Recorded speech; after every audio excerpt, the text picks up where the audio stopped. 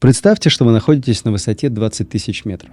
Это стратосфера. Небо здесь теряет привычную голубизну, становясь густо-фиолетовым и переходит в такую черную бездну. Температура за бортом минус 60 градусов по Цельсию. Вы в кабине МиГ-31К. Под фюзеляжем вашего самолета висит 4-тонное изделие, которое тяжелее, чем все, что этот истребитель когда-либо должен был носить. Машина идет на пределе. Скорость 2500 км в час. Это почти 700 метров в секунду. Или примерно вдвое быстрее, чем пуля обычного пистолета. Если даже выстрелить вам вдогонку, то пуля все равно будет отставать. В этот момент пилот выводит машину на режим пуска. Он берет ручку на себя и вводит самолет в такое кабрирование. То есть резко задирает нос в зенит. И нажимает кнопку сброса. Самолет, мгновенно сбросив 4 тонны веса, совершает резкий рывок ввысь, словно освободившаяся пружина. А черный корпус ракеты отделяется и проваливается в ледяную пустоту. Здесь все решают секунды. Если движок включится слишком рано, то огненный факел может повредить хвостовую часть самолета. Если слишком поздно, то ракета потеряет управление и разрушится при падении. Ракете не нужно тратить драгоценное топливо, чтобы сдвинуться с места, ведь она уже летит на сверхзвуке. Используя эту фору, она сразу же рвется к границе космоса, разгоняется почти до 10 скоростей звука. На такой скорости сам удар становится страшным оружием, работая наравне со взрывчаткой. Твердые тела типа бетона или брони просто перестают быть твердыми. Они переходят в гидродинамический режим и текут как вода. То есть ракета прошивает защиту одной лишь кинетикой, а взрыв боевой части уже внутри довершает разрушение. И имя этой ракеты — «Кинжал». 1 марта 2018 года мир впервые услышал это название. С тех пор оно обросло мифами и громкими заголовками. Но сегодня мы отложим газеты и займемся настоящим инженерным расследованием. И нам предстоит ответить на вопросы, которые обычно остаются за кадром новостей. Какая личная драма конструктора и уничтожение какого советского шедевра стоят за рождением этого оружия? Почему, чтобы создать эту ракету, инженерам пришлось нарушить инструкции, скрестить технологии, которые, казалось бы, несовместимы никогда? И действительно ли «Кинжал» невозможно увидеть на радарах? Или это красивая легенда? Ну и, пожалуй, главное, зачем вы пришли сегодня. Что на самом деле произошло в небе над Киевом, когда эта ракета встретилась с американской системой Patriot? И кто из них вышел победителем в этой дуэли физики и математики? Пристегните ремни, мы начинаем разгон.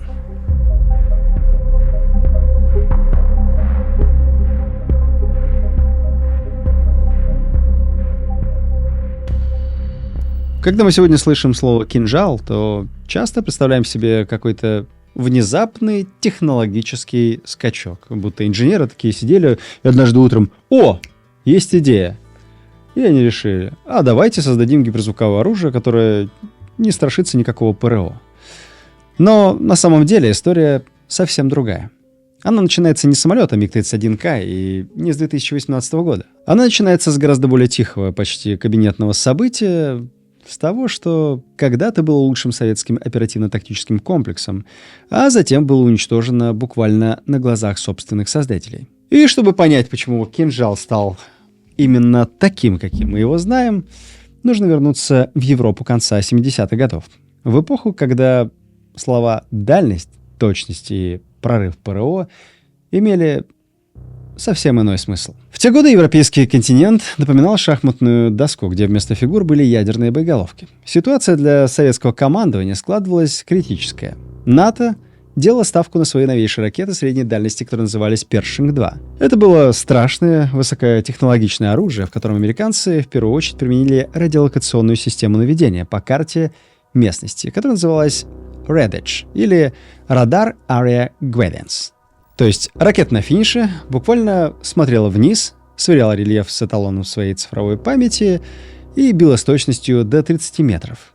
Такая феноменальная точность позволяла американцам использовать ядерные заряды малой мощности, типа 5-80 килотонн. И это гарантировало уничтожение углубленных советских командных бункеров. При подлетном времени, примерно 8-10 минут, это создавало угрозу мгновенного обезглавливания армии и политического руководства. Причем ядерный удар превращался из оружия судного дня в такой хирургический инструмент. В ответ Советский Союз смог выставить тысячи комплексов 9К-72 «Эльбрус» с ракетой Р-17, широко известной на Западе как «Скат-Б».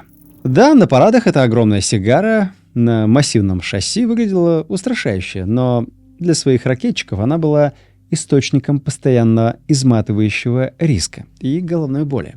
Главная проблема крылась в сердце ракеты. Р-17 была жидкостной, и в ее баках плескался смертельно опасный коктейль.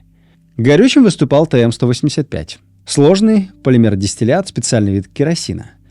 А окислителем служил АК-27И, за аббревиатурой которого скрывалась красная дымящаяся азотная кислота с добавкой тетроксида азота. И химия здесь работала против людей, так как эти компоненты составляли так называемую гипергольную пару. Знаете, что это означало? А это значило, что им не нужна была искра для зажигания.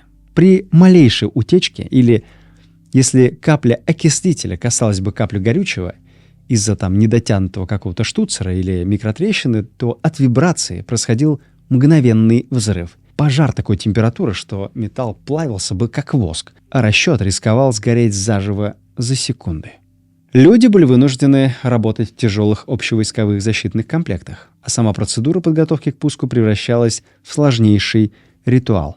Хотя поздние модификации ракет позволяли держать их заправленными или капсулизированными, даже до года сама эксплуатация таких кислотных бомб на колесах требовала жесточайшего контроля.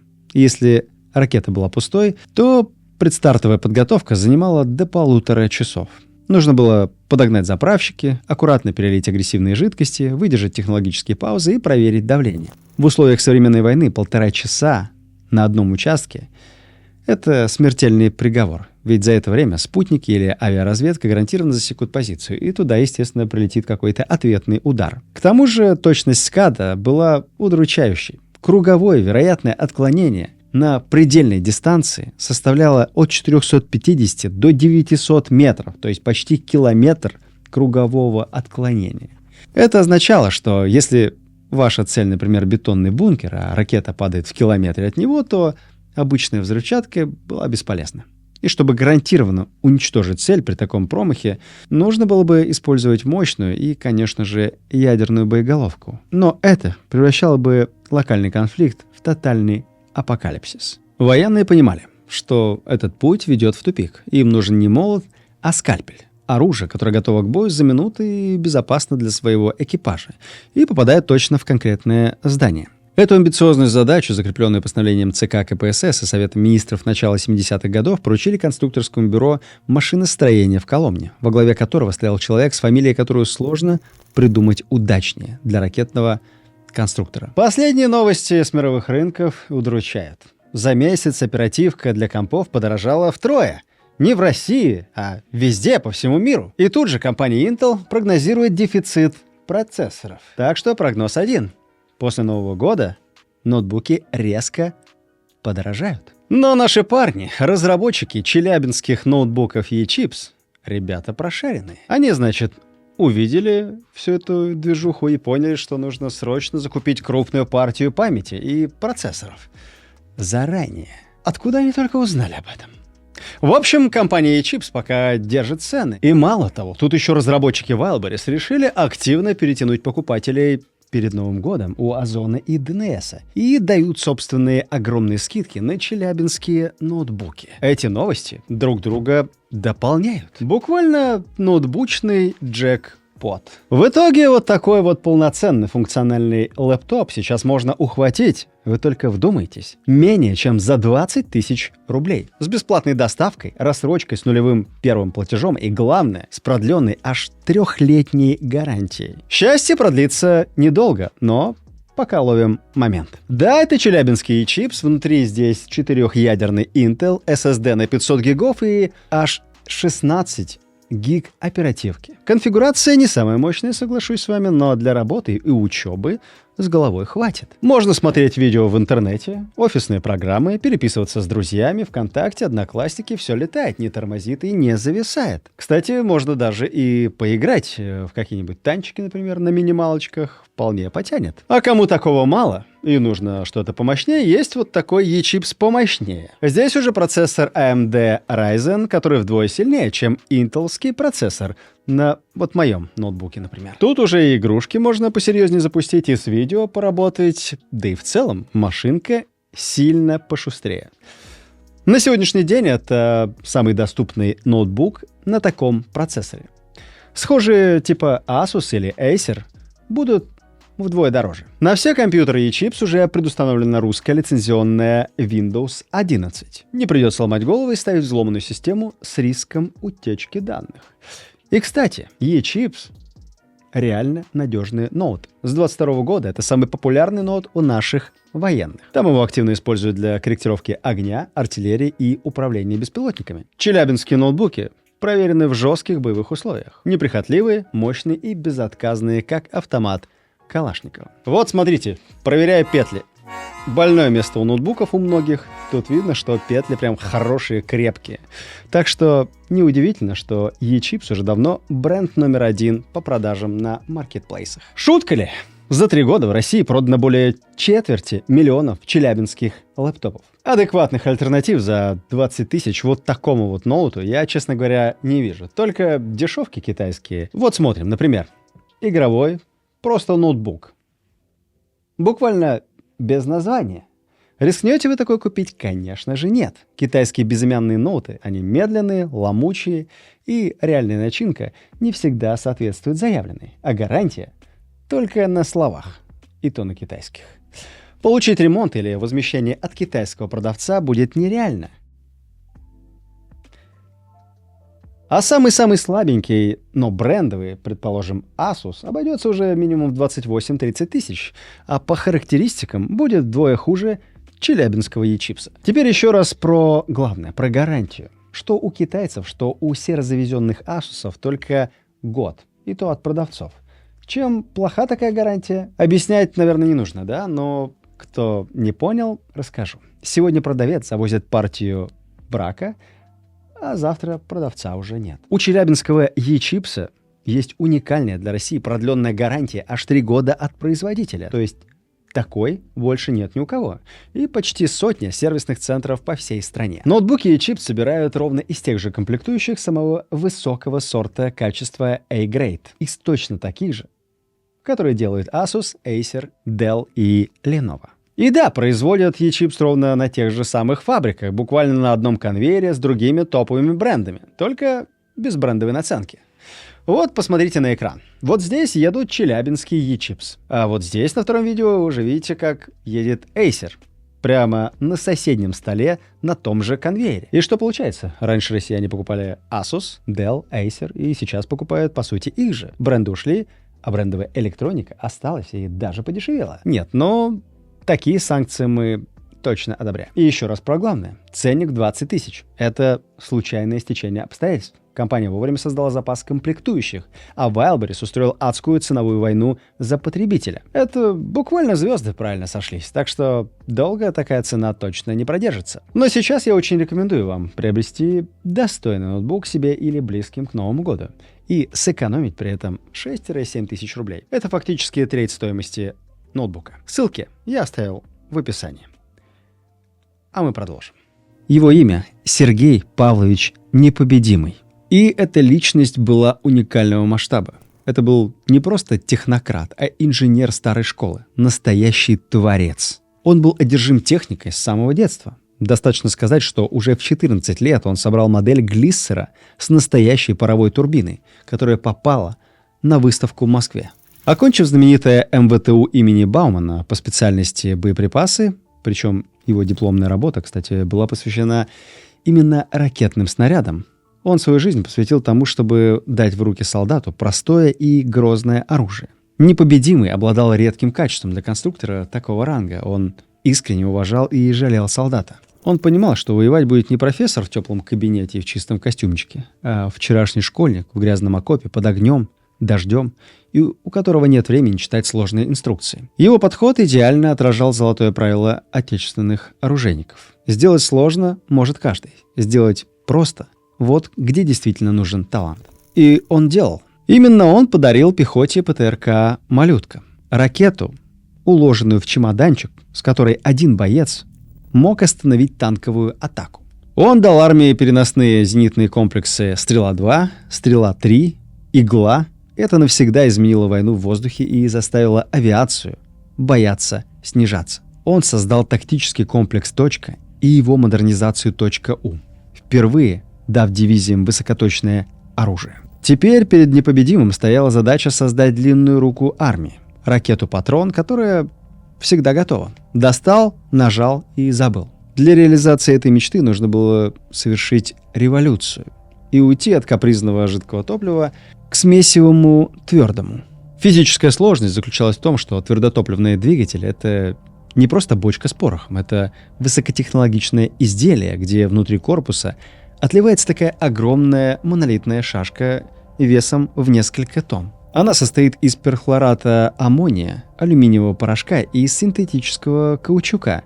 И главный враг здесь — физика горения. Эта многотонная масса должна гореть строго равномерно, слой за слоем. Но если в ней появляется хоть одна микротрещина, от тряски на дороге или перепадов температур, то пламя проникает внутрь естественного разлома, и площадь горения мгновенно увеличивается в разы. Давление в камере подскакивает, и ракета взорвется прямо на старте. Непобедимый стянул под Коломну лучших химиков страны из НПО «Союз», чтобы создать состав, который останется монолитным и надежным десятилетиями. И результатом их титанического труда стала ракета 9М714, сердце будущего комплекса, получившего символическое имя ОК. Название было выбрано не случайно. КБМ стоит в Коломне, у слияния Москвы-реки и Оки. Оки. Если прежние системы, типа «Стрела» или «Игла», носили острые имена, идеально подходящие для легкого переносного оружия, то новый комплекс был машиной совсем иного класса и другого могущества. Ему требовалось имя, укорененное не в предметах, а в географии. Непобедимый дал своему творению имя родной реки, которая протекала прямо под окнами конструкторского бюро. Это был понятный и твердый жест. Ракета рождена здесь, на этих берегах, и предназначена для защиты именно этой земли. Внешне пусковая установка была шедевром инженерного дизайна. Восьмиколесный, плавающий вездеход, скрывающий ракету внутри. Но главное чудо таилось в тактико-технических характеристиках. АК летела на 400 километров, но делала это уникально. На разгоне она взмывала в ближайший космос на высоту порядка 100 километров.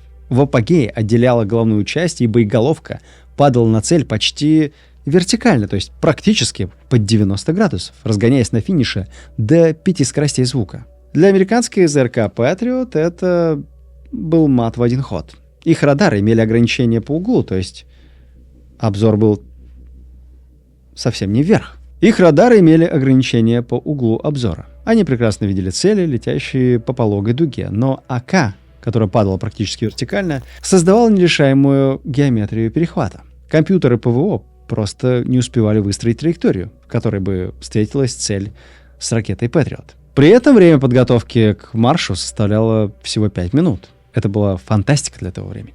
Принятая на вооружение в 1981 году, она стала лучшей в мире. Но ее судьбу решили не инженеры, а политики.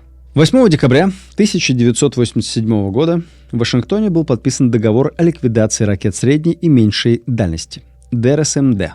И хотя АК на испытаниях подтверждала максимальную дальность 400 километров и юридически не нарушала договор, американская делегация во главе с госсекретарем Джорджем Шульцем составили ультиматум. Они прекрасно понимали, что сбить эту ракету они не могут, и требовали ее уничтожения любой ценой. И Горбачев уступил. То, что происходило весной 1988 года на полигоне Старый Озик, очевидцы называют казнью. Новейшие, полностью исправные ракеты свозили в степь и подрывали накладными зарядами.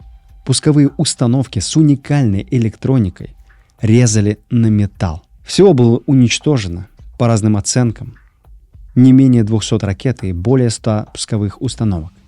Сергей Непобедимый, назвавший это преступлением перед обороной страны, пережил тяжелейший нервный срыв.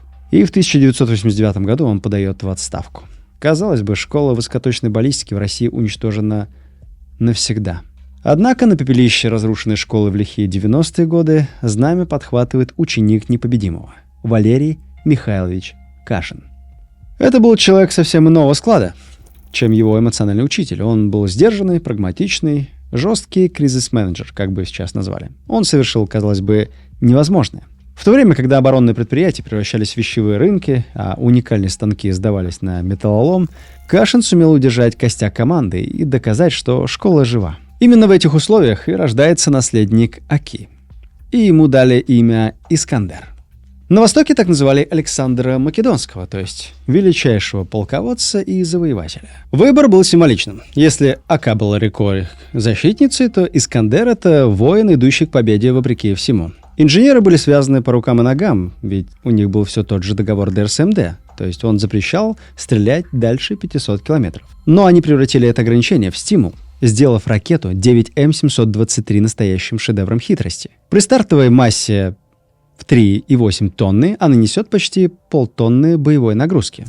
Но главное — это то, как она ее несет. Вместо классической параболы Искандер использует квазибаллистическую траекторию, то есть ракета не поднимается в космос, чтобы не стать легкой мишенью, а глиссирует в стратосфере на высоте 50 километров. Это та граница, где воздух уже достаточно разряжен для гиперзвуковой скорости, это около 2100 метров в секунду, но все еще достаточно плотен, чтобы на него опираться при маневрах. Чтобы управлять тяжелой ракетой в огненном шторме гиперзвука, инженеры применили комбинированную схему. В хвосте ракеты, прямо в ревущей струе двигателя, где температура плавит сталь, установлены газодинамические рули. Это такие вставки из жаропрочного графита и вольфрама. Они играют первую скрипку на этапе разгона, пока работает двигатель, позволяя ракете резко маневрировать сразу же после старта. А на огромной скорости и финальном участке траектории, когда двигатель выключается, управление полностью берут на себя аэродинамические плоскости. Именно эта эстафета системы управления позволяет ракете совершать немыслимые маневры с перегрузкой до 30 G. Здесь вступает в силу жестокая математика воздушного боя. Чтобы сбить маневрирующую цель, противоракета должна превосходить ее по перегрузке в 3 раза. То есть, если Искандер делает рывок в 30 G, перехватчику нужно сделать невероятный 90 G. Для большинства существующих систем ПРО это запредельная цифра. У них просто не хватит энергии и прочности для такого поворота. Поэтому компьютеры НАТО пытаются предсказать, где окажется ракета через секунду, но не могут построить точный прогноз встречи. Искандер ломает алгоритмы перехвата одним своим движением. Кроме того, Искандер стал невидимкой, ведь всю поверхность ракеты покрыли специальным радиопоглощающим составом, а все выступающие части, типа кабели и крепления, сделали сбрасываемыми после старта, чтобы уменьшить светящееся пятно на радарах. Финальную точность обеспечила оптическая головка самонаведения. На подлете ракета открывает глаза, сканирует местность, сверяет ее с цифровым эталоном цели, заложенным в память, и падает с отклонением всего в 5-7 метров. Это позволяло гарантированно уничтожать объекты без использования ядерного заряда, то есть то, чего не хватало скадам.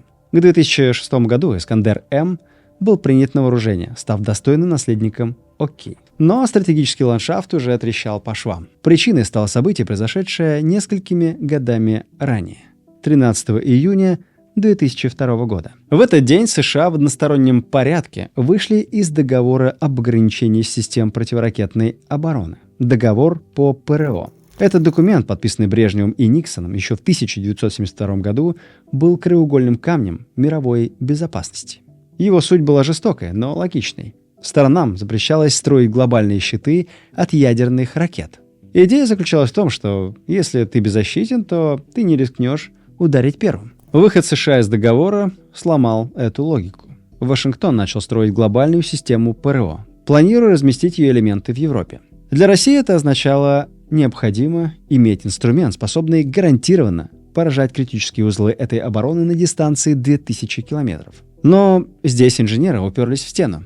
ДРСМД-то действует, и он категорически запрещает строить наземные ракеты с дальностью более 500 километров. Создать новый наземный комплекс было практически нельзя. И именно в этой тупиковой точке физика буквально пожала руку политике. Конструкторы КБМ вспомнили фундаментальную проблему ракетной техники. Любая ракета, стартующая с Земли, тратит львиную долю энергии топлива на черную работу. Ей нужно было преодолеть гравитационный колодец, сдвинуть свою многотонную массу с нулевой скорости и, главное, продраться через густую, как кисель, тропосферу. Нижние 15 километров воздуха, где сопротивление максимальное. Их логика была изящной. У нас есть гениальная ракета 9М723, так зачем нам тратить ее драгоценное топливо на борьбу с атмосферой и разгон с нуля? Просто давайте ее поднимем на самолете. И тут в дело вступает школьная физика, а именно формула кинетической энергии, где энергия равна половине произведения массы на квадрат скорости. Главное слово здесь — квадрат. Это значит, что скорость влияет на итоговую мощь гораздо сильнее, чем масса. Если мы запускаем ракету не с Земли, а с самолета, летящего в стратосфере на высоте 20 километров, мы, во-первых, минуем плотные слои воздуха, а во-вторых, самолет-носитель уже разогнал ракету до 2500 км в час. Мы дарим ракете колоссальный начальный импульс. Поскольку скорость в формуле возводится в квадрат, этот начальный пинок дает гигантский прирост итоговой энергии. Расчеты показали ошеломительный результат. Можно сказать, та же самая ракета без переделки двигателя при воздушном старте полетит не на 500, а до 2000 километров и на маршевом участке достигнет скорости 10 махов. И самое главное — это юридический нюанс. Договор ДРСМД запрещает наземные ракеты, но о ракетах воздушного базирования в нем ни слова. И это должен был быть не просто самолет, а летающая первая ступень, то есть Титан, способный вынести 4-тонную ракету в безвоздушную ледяную пустоту стратосферы и разогнать ее до скоростей, на которых у обычных истребителей начинает трещать обшивка. В мире на тот момент существовала всего одна такая машина, способная выдержать такие перегрузки.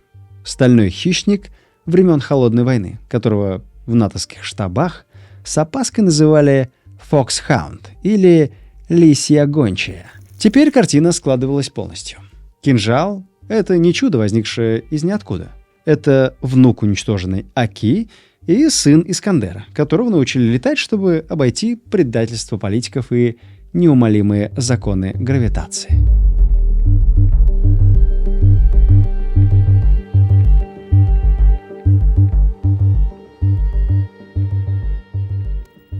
Так кто же скрывается под этим хищным кодовым именем? Foxhound — это легендарный МиГ-31.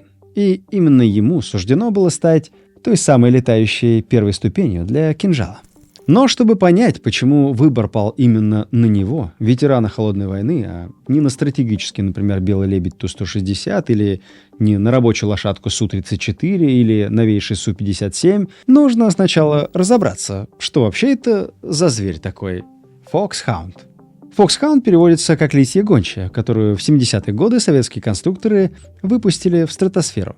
МиГ-31 родился из страха. Но это был не страх перед воздушными дуэлями, это был страх перед гигантской черной дырой в обороне страны. В конце 1960-х годов советскому генштабу стало очевидно. В случае войны главный ядерный удар США нанесут не через укрепленную Европу, а через Северный полюс. Ведь это кратчайший путь для бомбардировщиков до промышленных центров Урала и Сибири.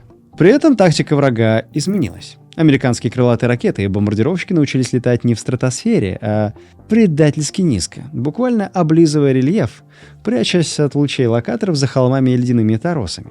Стандартные советские перехватчики здесь были просто бессильны. Они привыкли работать на поводке, то есть пилота вела к цели наземная станция наведения. А в Арктике на тысячах километров ледяной пустоши никаких наземных радаров и сплошного радиолокационного поля просто не было.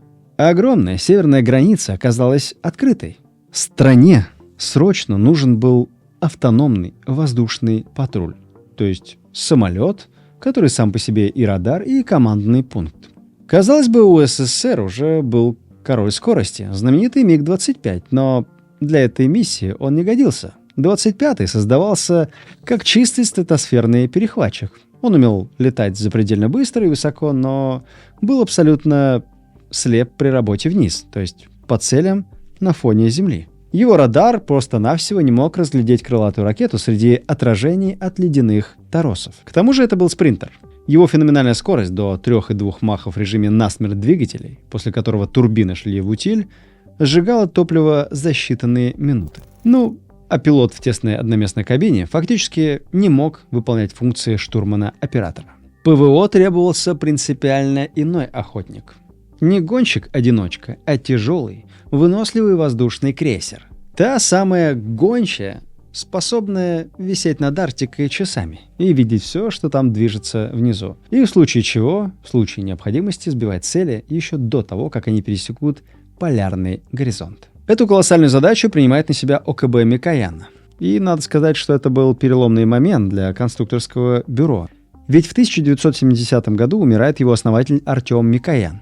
Знамя подхватывает Ростислав Беляков. Но идеологом и главным конструктором проекта Е-155МП стал Глеб Евгеньевич Лозина-Лозинский. Человек с мышлением фантаста, который позже возглавит создание советского челнока «Буран».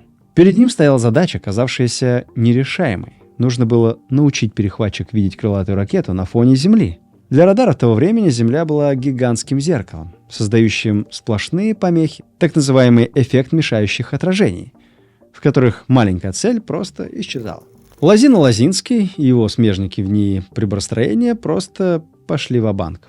Они решили установить на истребитель «Заслон» первую в мире фазированную антенную решетку. Мы ее называем фар. Это была технология из мира больших кораблей и наземных бункеров. В отличие от обычного радара, который механически вертит тарелкой, фар стоит на месте неподвижно, а луч перемещается электронным способом, буквально за миллисекунды. Это позволяло мгновенно перебрасывать взгляд с одной цели на другую, но за эту магию пришлось платить. Заслон весил тонну. Чтобы разместить такую аппаратуру и второго члена экипажа, штурмана-оператора, фюзеляж пришлось удлинить и перекомпоновать. И здесь возникает человеческая драма. Летчики-истребители, привыкшие быть одинокими рыцарями неба, поначалу в штыки принимали идею двухместной машины. Они называли штурмана пассажиром, конструктором и испытателем, а прежде всего легендарному шеф-пилоту Александру Федотову пришлось доказывать. Современный воздушный бой стал настолько сложным, что один человек физически не способен одновременно пилотировать на сверхзвуке и управлять сложнейшими радиолокационными комплексами. 16 сентября 1975 года Федотов впервые поднял прототип в воздух. Это была уже не просто машина, это был летающий компьютер. МиГ-31 научился делать то, что считалось раньше невозможным.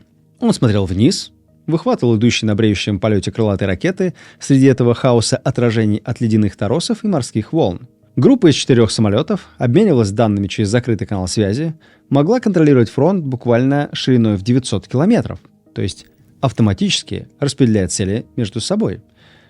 Это была революция, превратившая самолет из простого охотника в воздушный командный пункт. Но главным отличием Foxhound от большинства современных истребителей стала не электроника, а металл. В то время как классический истребитель той эпохи, это царство легкого алюминия, МиГ-31 строили по законам, близким к кораблестроению. Его планер на 50% состоял из высокопрочной нержавеющей стали, на 16% из титана и лишь на треть из традиционных алюминиевых сплавов. По сути, это была не птица, а летающая подводная лодка, сваренная из стали. Зачем такая тяжесть, вы спросите? Дело в безжалостной теплофизике. При полете на скоростях около 3 махов в стратосфере воздух вокруг самолета сжимается и разогревается, как в доменной печи. Нос, передние кромки крыльев, воздухозаборники в прямом смысле обдувает огнем кинетического нагрева, то есть температура этой обшивки приближается к 300 градусам Цельсия, а в критических точках даже и выше. Обычный авиационный дюралюминий, из которого сделаны пассажирские лайнеры и истребители типа Су-27, в таких условиях просто попадают в зону температурной ползучести. Инженеры говорят, что металл теряет несущую способность, но я бы это сравнил с пластилином. Под нагрузкой конструкция просто начала бы деформироваться и плыть. Никелевые стали и титан нет. Они тяжелее, но выдерживают этот тепловой удар и бесконечные циклы нагрев-охлаждения, без усталости. Конструкторы сознательно пошли на этот компромисс. МиГ-31 получился тяжелым, его взлетная масса переваливает за 40 тонн, но при этом он невероятно прочный. А чтобы заставить эту стальную крепость летать быстрее пули, ее оснастили сердцем соответствующей мощности. Это знаменитые двухконтурные двигатели Д-30Ф6, разработки пермского КБ Павла Соловьева. Именно эти исполины, каждый размером с микроавтобус, выдают чудовищную тягу, разгоняя 40-тонную машину до 3000 км в час. Это 2,8 маха. И здесь уместно будет сделать одно сравнение, которое очень любят в лекциях по аэронавтике. Скорость вращения Земли на широте, например, Москвы, около 900 км в час. МиГ-31 на большой высоте способен лететь в 3 раза быстрее. То есть пилот Foxhound, вылетев на западе в полдень, в буквальном смысле обгоняет время. Для него Солнце движется в обратную сторону. Все это было нужно не ради рекордов. Советская система ПВО опиралась на идею дальнего рубежа. Перехватить врага там, где он еще не опасен. В Арктике, над Баренцевым морем, над Камчаткой МиГ-31 должен был идти по следу, как гончая. То есть его дальность, скорость и заслон позволяли закрывать гигантские районы. И так сформировался характер этого самолета. Тяжелый, двухместный перехватчик, не боящийся жары и перегрузок. Именно эта комбинация качеств через 30 лет сделает МиГ-31 идеальным и, пожалуй, безальтернативным носителем-ускорителем для кинжала. Выбор был продиктован суровой физикой гиперзвукового старта. Задача носителя — не просто поднять в воздух 4-тонное изделие, а вывести его в стратосферу на высоту 20 километров. И, что самое сложное, разогнать его до 2500 км в час перед моментом отделения. В секунду сброса, когда массивный груз сходит с пилонов, самолет испытывает мощный динамический толчок. Мгновенно смещается центр масс, и конструкция планера подвергается критической нагрузке на излом. И тут вы спросите, возможно, почему мы не использовали более современные машины? Потому что эволюция, я имею в виду авиации, пошла по другому пути. Новейшие истребители — это технология композитных материалов и сверхманевренности. Их облегченные планеры оптимизированы под другие задачи и просто не обладают необходимым ресурсом для работы в режиме форсажного разгона с такой тяжелой внешней подвеской. Стратегические ракетоносцы Ту-160 и Ту-22М3 обладают нужной грузоподъемностью, но при этом они не способны выполнить агрессивный маневр такой набора высоты, необходимый для правильного баллистического пуска. Фронтовой бомбардировщик Су-34 не рассчитан на длительные полеты на скоростях, то есть близких к 3 махам. А подвеска огромной ракеты под фюзеляж новейшего Су-57 перечеркнула бы его главное преимущество — малозаметность, и полностью нарушила бы аэродинамику и радиолокационную невидимость. В итоге методом исключения остается единственный вариант — МиГ-31 с его титаническими стойками шасси, усиленным центропланом и стальным запасом прочности, который оказывается идеальным для реализации той самой формулы — кинетической энергии, о которой мы говорим. Поэтому кинжал не потребовал разработки нового носителя с нуля. Он дал вторую жизнь модернизированному советскому перехватчику, который получил индекс МиГ-31К. Но выбор платформы, он был только началом. Вторая скрытая от глаз интрига заключалась в том, что нужно было заставить два разных технологических поколения работать как единый организм. Представьте себе задачу, что вам нужно подключить новейший смартфон к дисковому телефону 70-х годов, и так, чтобы они идеально понимали друг друга. МиГ-31 — это аналоговый хищник.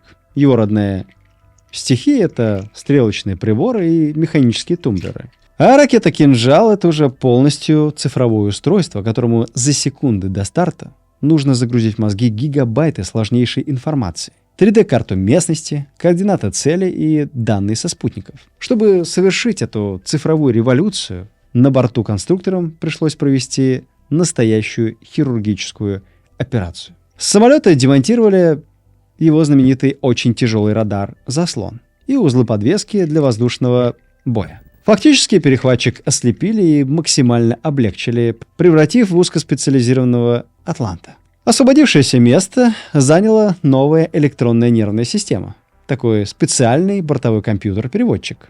Именно он связывает старую надежную авионику самолета с суперсовременным разумом ракеты. позволяя им говорить на одном языке и решать сложные задачи. И еще более сложной задачей стала физика сброса. На скоростях, близких к 3000 км в час, воздух перестает вести себя как газ. Он становится плотным и вязким. Под широким фюзеляжем самолета образуется такая зона чудовищной турбулентности, настоящий воздушный водоворот. И если в таких условиях просто открыть замки и отпустить ракету, то гравитация не сработает мгновенно. Вихревые потоки могут подхватить многотонную сигару, вот это вот, и ударить ею о днище самолета. Чтобы предотвратить эту катастрофу, инженеры разработали систему принудительного катапультирования. Специальные мощные пневматические толкатели в момент пуска буквально выстреливают ракету вниз и пробивают этот плотный слой воздуха, обеспечивая безопасную дистанцию для включения двигателя. Когда первые обновленные машины появились на публике, эксперты заметили. Хотя внешне хищный угловатый профиль лисий гончей остался неизменным, машина изменилась полностью.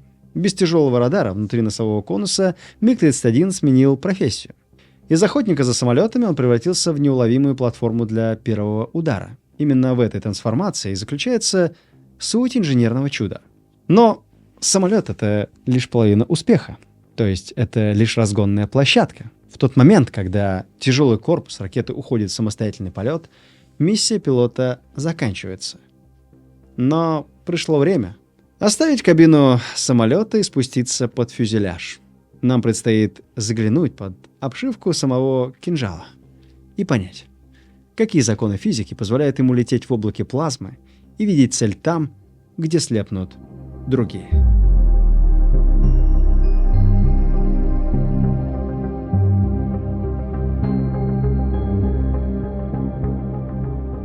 Как только замки бомбодержателя разжимаются, происходит то самое таинство, ради которого создавалась вся эта сложнейшая система.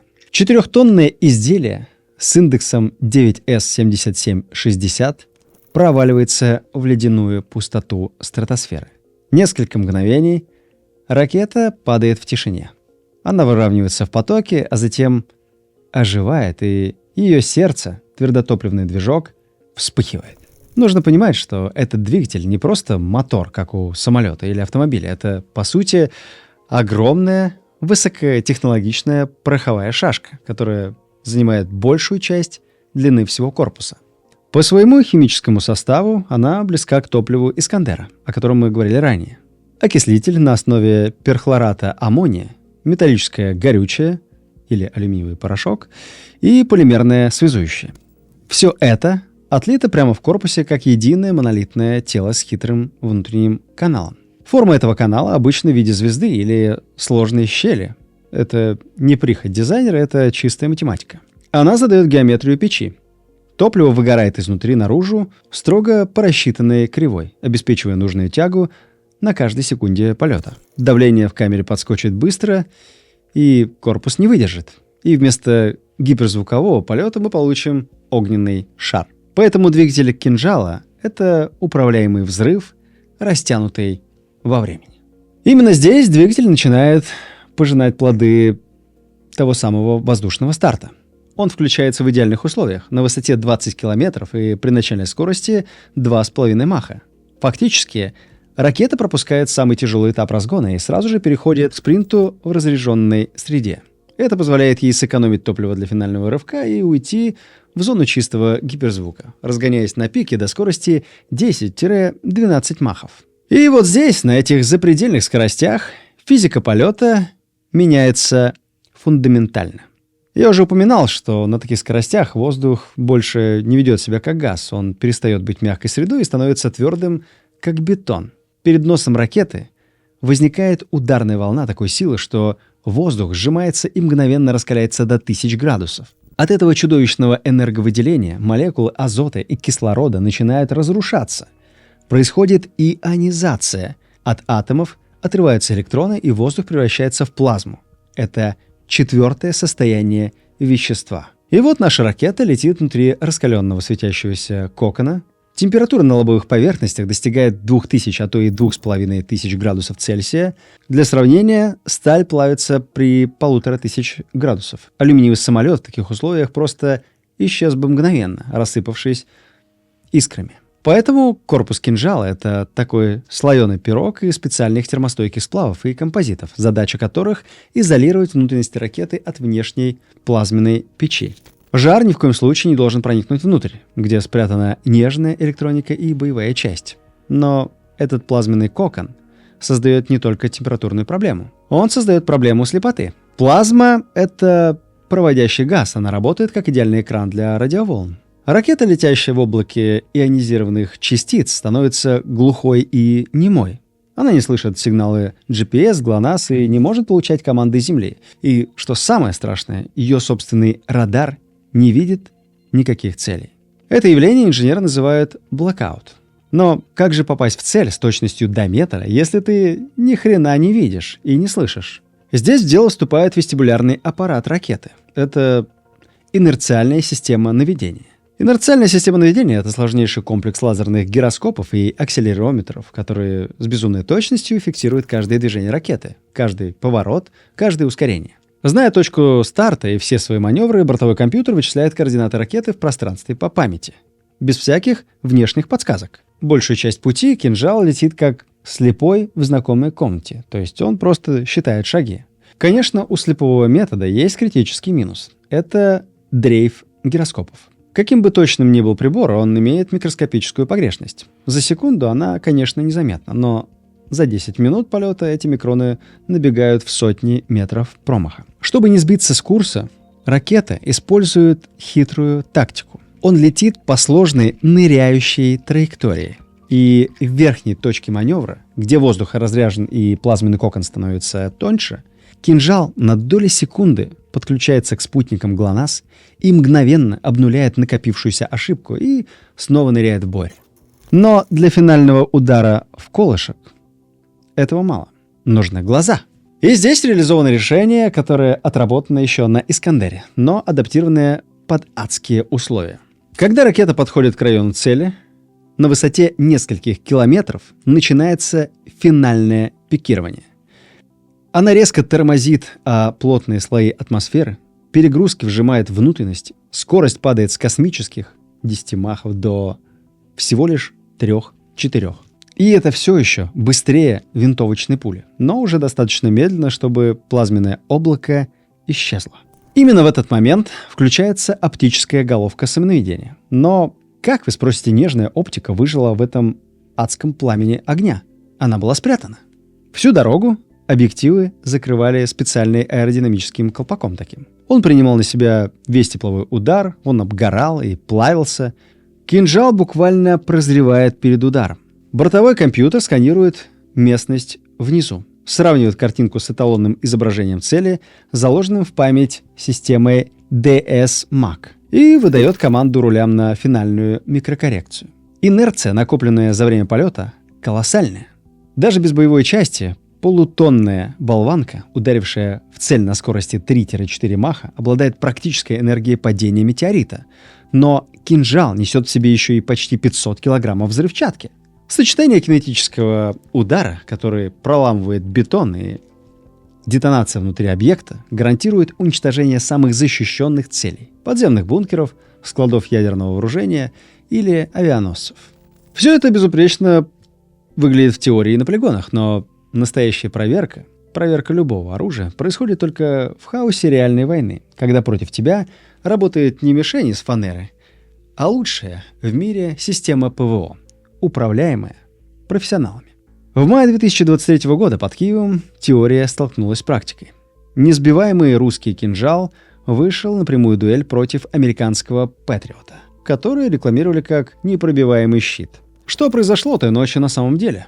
Почему обе стороны заявили о победе и можно ли сбить гиперзвук? Об этом мы поговорим сейчас.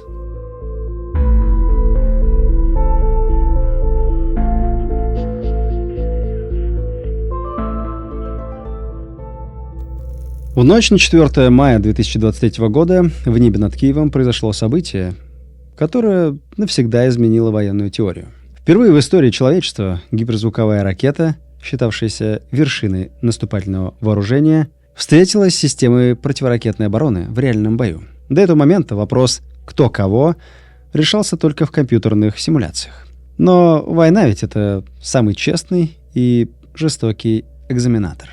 Чтобы понять масштаб этого столкновения, нужно представить второго дуэлянта.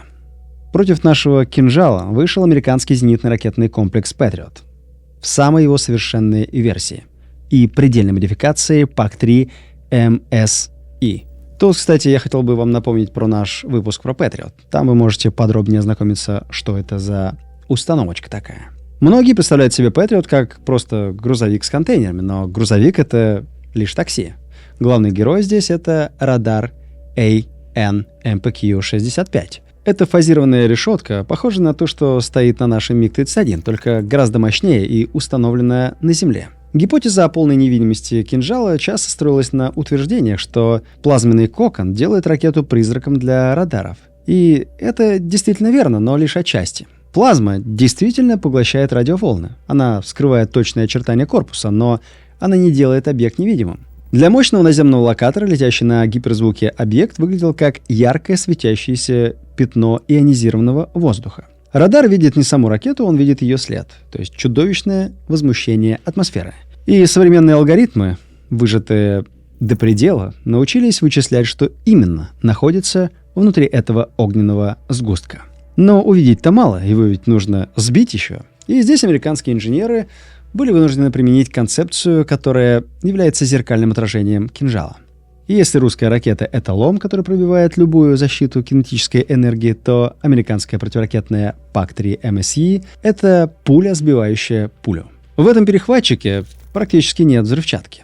Старые зенитные ракеты взрывались рядом с целью, осыпая ее облаком осколков. Но гиперзвуковой объект пролетает мимо такого облака быстрее, чем осколки успевают нанести ему какой-то вред. Поэтому ПАК-3 работает по принципу hit to kill. Она должна физически, лоб в лоб, врезаться в атакующую боеголовку.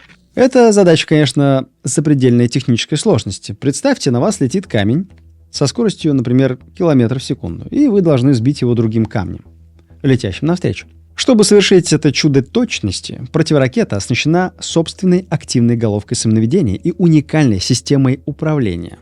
И если кинжал использует газовые рули в хвосте для маневрирования на разгоне, то ПАК-3 использует пояс из 180 газодинамических микродвижков в носовой части для мгновенной коррекции. Это такие крошечные сопла, которые позволяют перехватчику совершить молниеносные рывки в бок, парируя маневры цели на финальном отрезке. И вот наступает момент истины. Кинжал падает на цель, и, как мы выясняли раньше, он вынужден идти на компромисс с физикой. Чтобы увидеть объект во время атаки, он должен скинуть этот кожух, то есть замедлиться. Скорость ракеты падает с космических с 10 махов до 3, и плазменный кокон исчезает, открывая оптической головке обзор. В этот момент наш неуязвимый гиперзвуковой монстр сознательно жертвует частью своей неуловимости ради точности. И именно в эту уязвимую секунду, когда ракета открывает глаза для удара, и используется кинетический перехватчик ПАК-3. Суммарная скорость сближения двух тел друг к другу навстречу достигает 2-3 км в секунду. Компьютер-перехватчик рассчитывает точку встречи, и газовые движки яростно корректируют курс, пытаясь подловить русскую ракету. Удар. В теории два тела встречаются с энергией, которая мгновенно превращает металл и сложнейшую электронику в пыль. Но так выглядит теория. А теперь давайте посмотрим на то, что нам действительно показали после инцидента 4 мая. Мэр Киева Виталий Кличко продемонстрировал массивную металлическую болванку, так называемую унитарную боевую часть. Эксперты идентифицировали ее как стандартный блок, используемый и в «Кинжале», и в его сухопутном прародителе «Искандер-М». Однако, если вы всмотритесь, вы поймете, что характер повреждения вызвал не только ступор у меня, но и у инженеров. Вспомним физику. Кинетическая энергия лобового удара ПАК-3 с кинжалом должна была превышать 2500 мегаджоулей, то есть это в сотни раз мощнее выстрела из танковой пушки. При таком ударе происходит катастрофическое разрушение обоих тел с полной фрагментацией. Но на фото мы видим относительно целую боеголовку с аккуратной пробоиной размером с кулак и трещинами. Это совершенно не похоже на результат встречи с кинетическим перехватчиком. Но чтобы понять, что произошло, эксперты обратились к архивам. 14 сентября 2022 года в Ставропольском крае произошла авария аналогичной ракеты. И там, несмотря на падение с огромной высоты и пожар топлива, боевая часть осталась целой. Детонации не произошло. Это доказало высокую инертность взрывчатки. А вот на киевских кадрах все-таки видны следы дефлаграции, то есть интенсивного выгорания взрывчатого вещества изнутри через пробоину.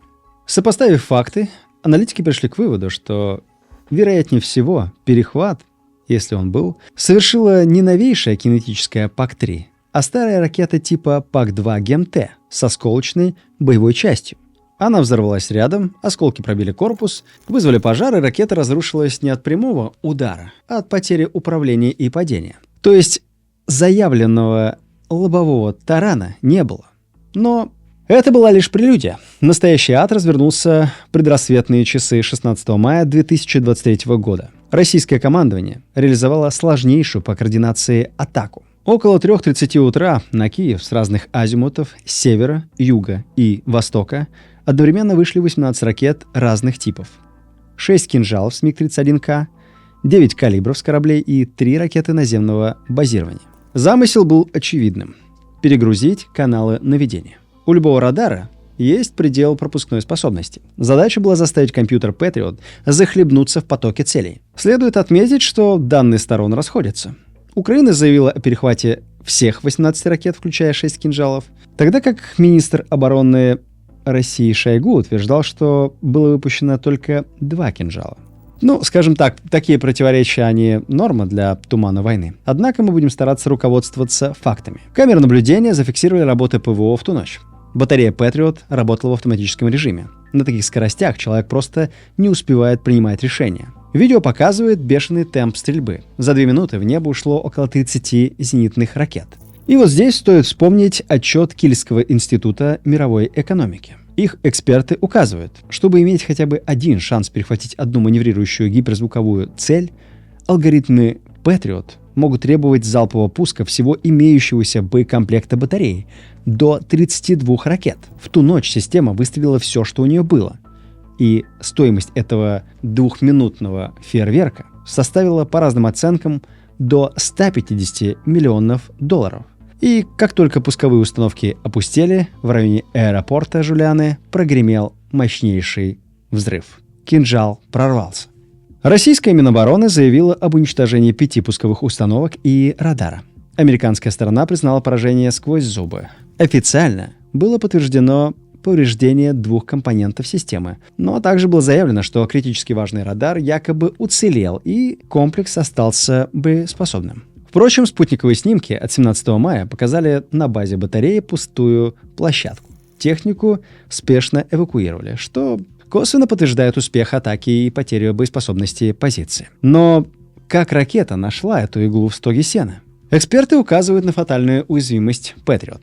Радар комплекса AN-MPQ-65 — это мощнейший излучатель. В активном режиме он светится для средств радиотехнической разведки как прожектор в темной комнате, то есть выдает свою позицию за сотни километров. А поскольку Patriot — это статичная система, требующая времени на свертывание, он стал идеальной мишенью.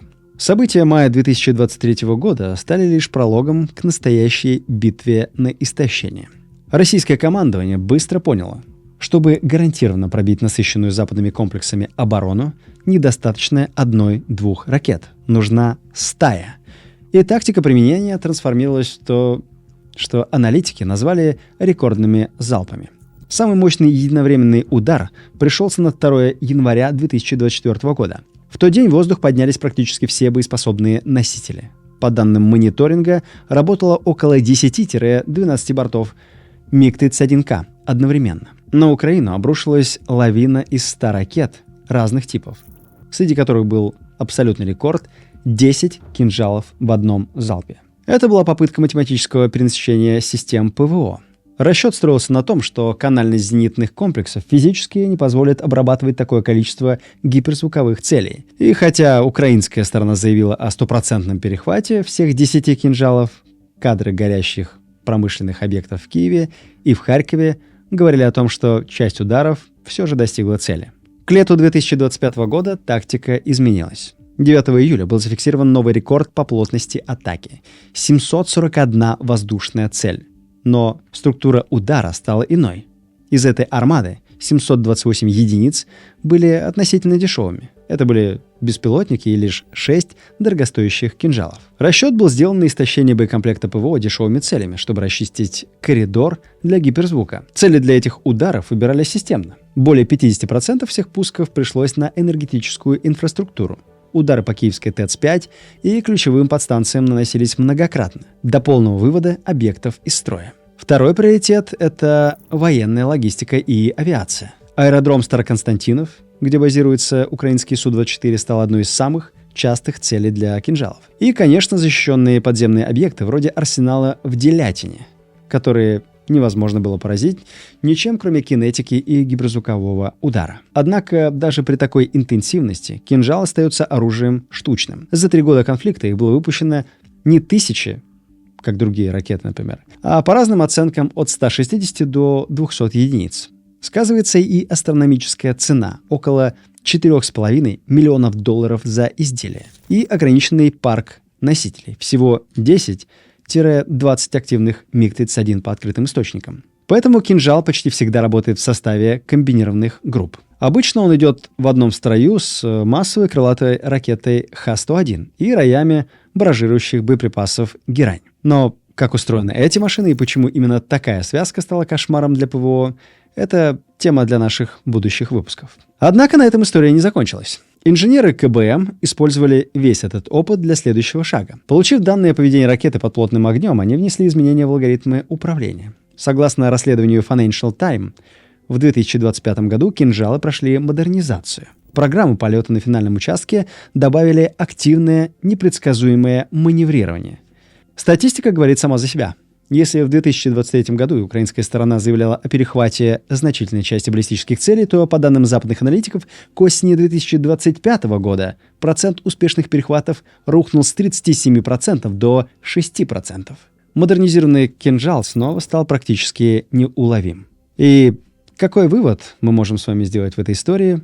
Кинжал — это действительно выдающееся оружие. Это вершина эволюции отечественной школы ракетостроения. Сплав гения Сергея Непобедимого, упорства Валерия Кашина и мощи стального МиГ-31. Но физика неумолима. В природе не бывает абсолютной неуязвимости. На каждый меч, даже гиперзвуковой, рано или поздно находится свой щит. Кинжал остается королем в стратосфере. Но в момент удара, когда он спускается к земле, он вступает в неизбежную зону риска. Эта история учит нас главному. Технологии не стоят на месте. Гонка снарядов и брони, начавшаяся с первого каменного топора и деревянного щита, продолжается. Только теперь копья летают со скоростью 10 махов, а щиты вычисляют траектории с помощью искусственного интеллекта. И в этой гонке никогда не будет финальной точки. Друзья, если вы досмотрели до этого момента выпуск, то я хочу вас пригласить на секретный канал. Там у нас очень много интересных исторических выпусков, в том числе про оружие, которых нет пока что на YouTube. Спасибо, что прошли этот путь от кабинетов советских конструкторов до ледяной стратосферы вместе с нами сегодня. И, конечно же, с вами крупнокалиберный переполох, и дальше будет интереснее.